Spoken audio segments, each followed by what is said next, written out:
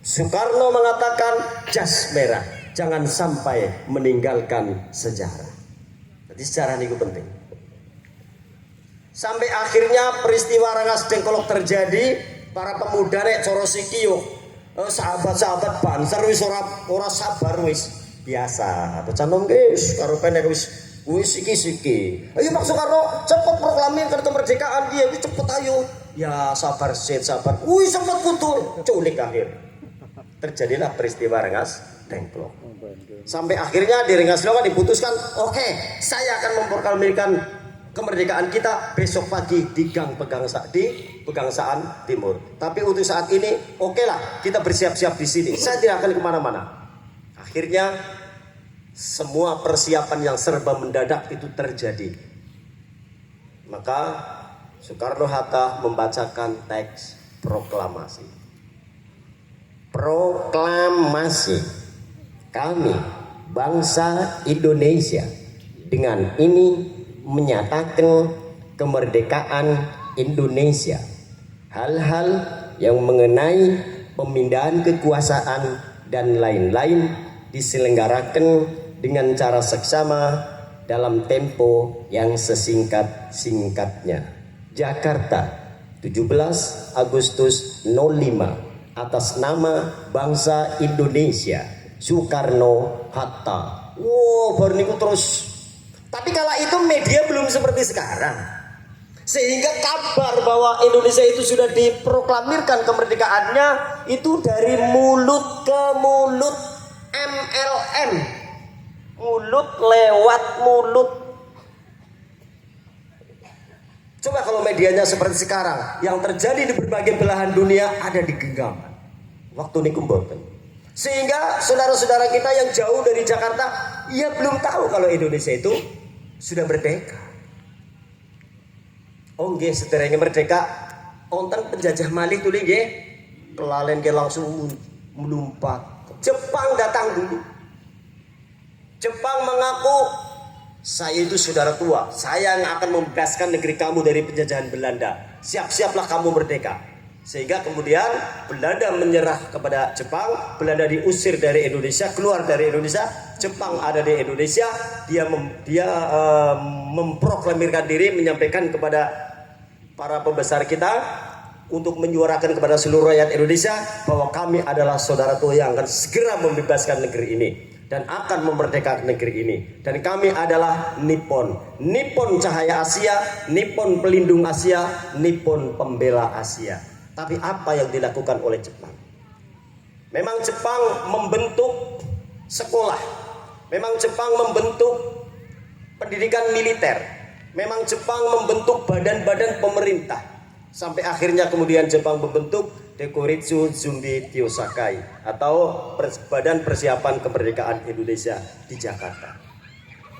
Tetapi yang terjadi lagi-lagi Jepang di sini mengeruk kekayaan kita yang begitu luar biasa hanya dalam tempo 3,5 tahun. Penderitaan yang dialami oleh masyarakat Indonesia jauh lebih sempurna menderitanya. Ibarat cara edit GAD itu luka di atas luka. Kau sayat tubuhku, kau sayat lukaku di atas luka lama. Zaman Jepang kulo nampi wakil dari riwayat saking mbah kulo. Waktu niku mbah kulo niku mboten duwe klambi, mboten duwe sarung, anane karung tumathok nggo nutupi awak bosok. Mangane jagung, mangane tiwul, karena padi harus disetorkan kepada Nippon. Semua masyarakat suruh nanam padi, tapi ketika panen diambil paksa oleh Nippon. Dan masyarakat kita hanya diperbolehkan mengkonsumsi selain padi. Sengaja dibodohkan lagi. Oke, kemudian ketika mereka di sini sedang sangar-sangarnya, cara bahasa Banter sih gitu. Sangar-sangar iki kau. Kota Nagasaki dibom atom. Hancur Nagasaki. Kemudian disusul lagi Hiroshima dibom atom. Hancur lagi. Dua kota ini adalah simbol kekuatan Jepang, ikonnya Jepang kala itu hancur lebur. Siapa yang ngebom Jepang kala itu, yang berani dengan Jepang terang-terangan kala itu? Sekutu. Jepang dibom nang negara sekutu, hancur lebur. Kuwi mbene sekutu, kapan mending sekebo.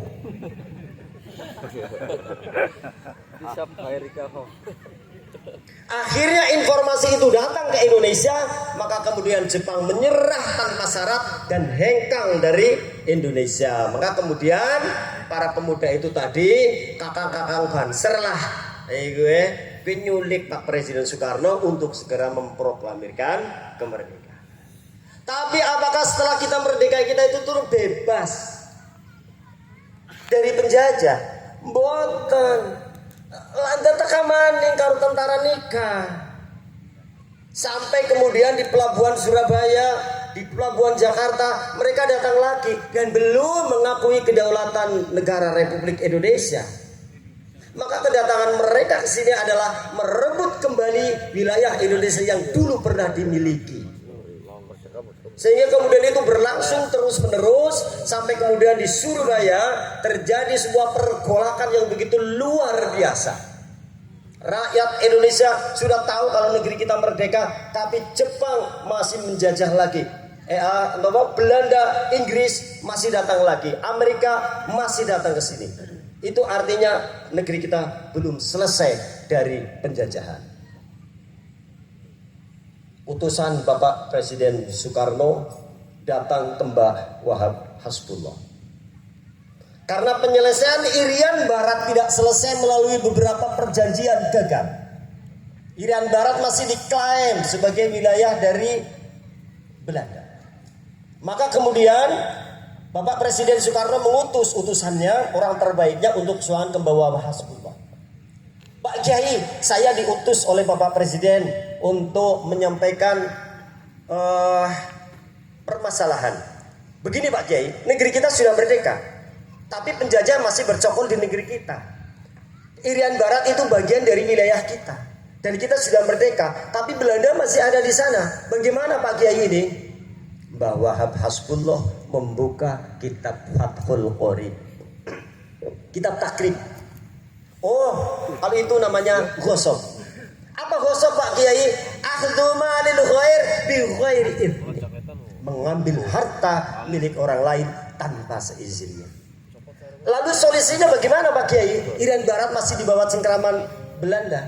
Kita ambil. Caranya bagaimana? Dengan perundingan.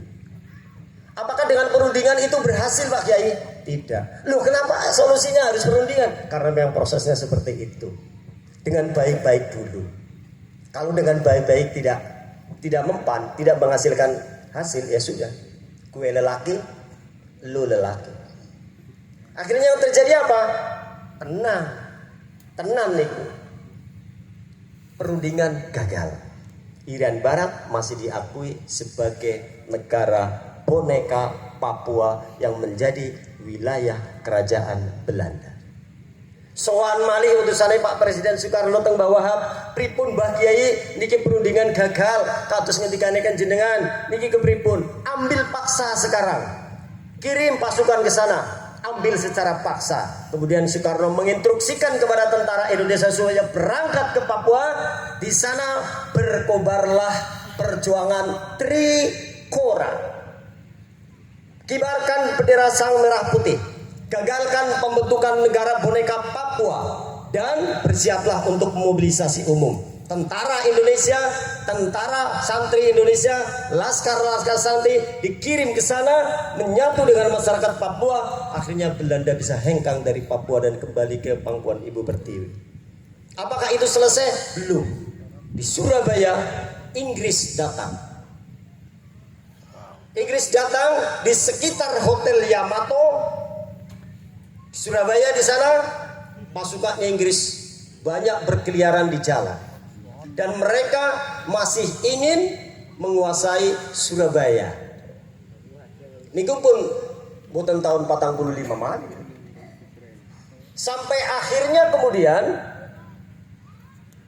ada seorang pemuda bernama Sutomo. Beliau santrine Mbah Hasim, tetapi menjadi tentara. Kiyambakipun menghimpun para pemuda yang masih memiliki kekuatan untuk melawan Inggris kala itu.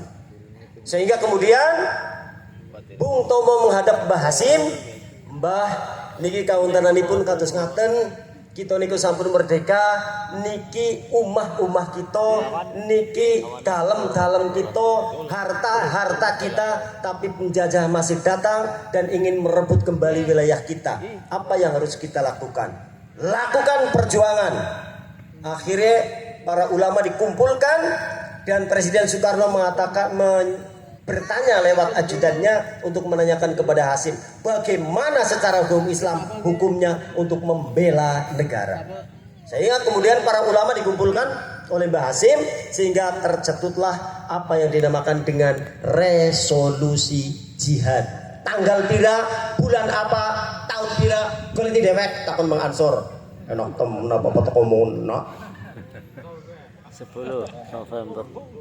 Ibnu PPNU nganti orang ngerti, awas. Ansor Fatayat nganti orang ngerti, awas. Muslimat orang ngerti orang apa lah, penting bisa masak tahu bulat beres. Sita kelakon kerikan ora dikasih wedang. Setelah peristiwa ini terjadi maka kemudian lahir resolusi jihad ditandatangani oleh para ulama kala itu minus ulama mohon maaf. Ulama Muhammadiyah tidak mau tanda tangan resolusi jihad, mohon maaf.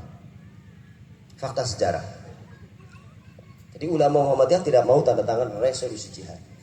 Dan jargon hubbul waton minal iman hanya satu-satunya yang mengeluarkan Mbah Hasim Asy'ari. Di seluruh belahan dunia ini tidak ada satupun ulama yang mengeluarkan jargon hubbul waton minal iman. Kemudian fakta di lapangan. Inggris sudah hampir menguasai kota Surabaya, rakyat sudah bergerak, kemudian dikomandoi oleh Bung Tomo, kemudian Bung Tomo masuk ke studio RRI Surabaya dan menyiarkan secara live yang bisa diperdengarkan oleh seluruh jangkauan radio Republik Indonesia cabang Surabaya di setel. Disitulah kemudian Bung Tomo berpidato. Bismillahirrahmanirrahim. Allahu Akbar. Allahu Akbar. Allahu Akbar. Saudara-saudara penduduk kota Surabaya dan sekitarnya, kita ketahui hari ini tentara Inggris telah menyebarkan pamflet-pamflet yang berisikan suatu ancaman kepada kita semuanya. Dalam waktu yang mereka tentukan, kita diwajibkan menyerahkan senjata-senjata yang kita rebut dari tentara Jepang. Tapi inilah jawaban kita. Selama banteng-banteng Indonesia masih memiliki darah merah yang mampu membuat secari kain putih, merah dan putih, maka tidak akan pernah kita melepas dan menyerah kepada siapapun juga. Allahu Akbar, Allahu Akbar, Allahu Akbar. Mereka esok wong bedis. Ya, memang dan lagi.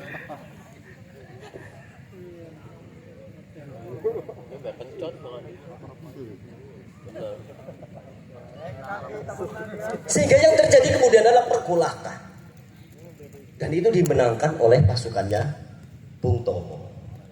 Terbebaslah negeri kita dari penjajah setelah merdeka. Makanya di dalam pelajaran sejarah itu ada perjuangan sebelum kemerdekaan dan ada perjuangan pasca kemerdekaan.